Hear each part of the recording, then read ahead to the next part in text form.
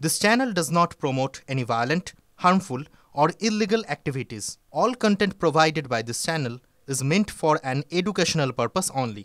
Top quality और consistent performance के लिए सिर्फ सिल्वर पंप नाम याद रखना।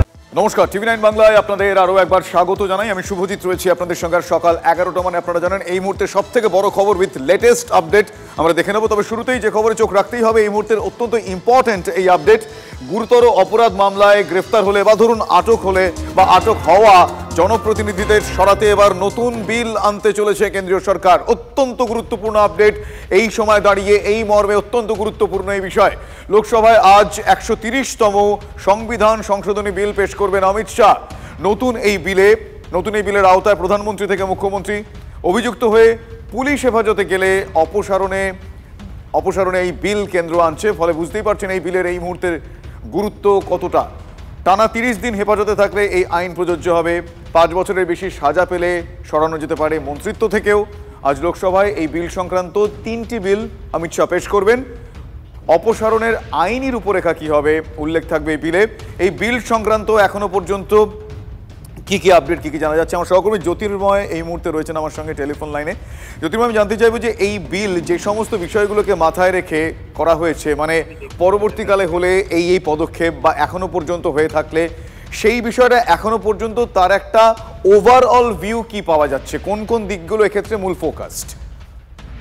দেখো, বিরোধীরা যে কথা বলছেন যে এই বিলের মাধ্যমে আদতে বিরোধী শাসিত রাজ্যের সরকারকে ফেলে দেওয়ার মূলত চক্রান্ত হচ্ছে।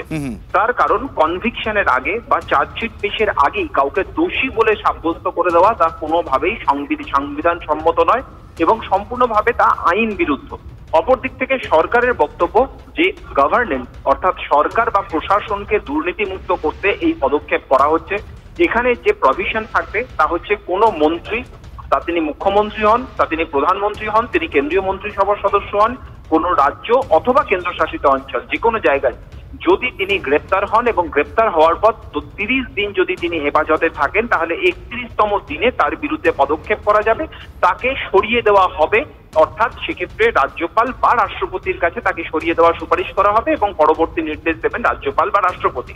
এই সিদ্ধান্ত কোনোভাবেই মানছে না বা এই বিলকে কোনোভাবেই বিরোধীরা যে সমর্থন করবে না তা কিন্তু তাদের বক্তব্য থেকেই বা তাদের অবস্থান থেকেই স্পষ্ট। তারা যে কথা বলছেন যে গত কয়েক বছরে কেজরিওয়াল, হেমন্ত সোরেনের মতো মুখ্যমন্ত্রী সহ বিরোধী শাসিত রাজ্যগুলোর মন্ত্রীদের একাধিকবার গ্রেপ্তার করা হয়েছে। তারা দীর্ঘদিন জেলে থেকেছেন, কিন্তু তাদের বিরুদ্ধে চার্জশিট পেশ করা দুরস্ত, কারোর বিরুদ্ধে এখনো পর্যন্ত দোষ প্রমাণ হয়নি, কিন্তু তারা দীর্ঘদিন পর্যন্ত জেল খেটেছেন। এবং এক্ষেত্রে সেন্থিল বালাজি তামিলনাড়ুতে যিনি ফিরে আসার পর অর্থাৎ তার জেল মুক্তির পর তাকে আবারও নতুন করে মন্ত্রী করা হয়েছে। মূলত এই বিষয়টিকেই এই মুহূর্তে মূল কেস স্টাডি হিসেবে বা মূল রেফারেন্স হিসেবে কাজে লাগাচ্ছে কেন্দ্রীয় সরকার এবং বিরোধীদের বক্তব্য যে নির্বাচিত সরকারকে ফেলে দেওয়ার লক্ষ্যেই মূল মুখ্যমন্ত্রীদের মূলত টার্গেট করার জন্য।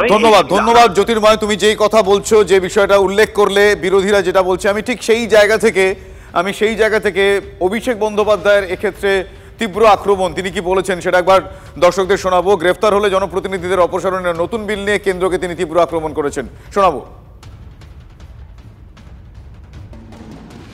এই মুহূর্তে অভিষেক বন্দ্যোপাধ্যায়ের যে সোশ্যাল মিডিয়া পোস্ট, সেই সোশ্যাল মিডিয়া পোস্ট আপনারা দেখছেন। এই মুহূর্তে কেন্দ্রকে এই বিল নিয়ে এক কথায় তর্জমা করি এই এন্টায়ার পোস্টে, তাতে তিনি তীব্র আক্রমণ করেছেন।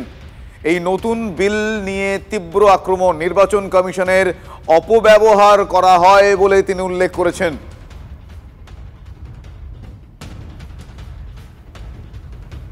গত দুদিন আগে কলকাতা আদালতই তার ইলেকশন পিটিশনে অভিষেক বন্দ্যোপাধ্যায়কে শেষ ডেডলাইন দিয়েছে। তাই চুরির ভোটে জিতে এসে সাংসদ হয়ে তার মুখে দেশের পররাষ্ট্র নীতি নিয়ে কিছু বলা বা অভ্যন্তরীণ নীতি নিয়ে কিছু বলা সাজে না।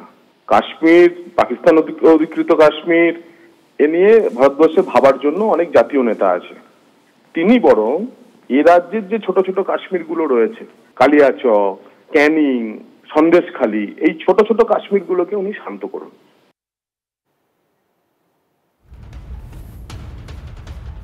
এই বিল নিয়ে বিরোধীরা কি বলছেন একবার শোনাবো আপনাদের।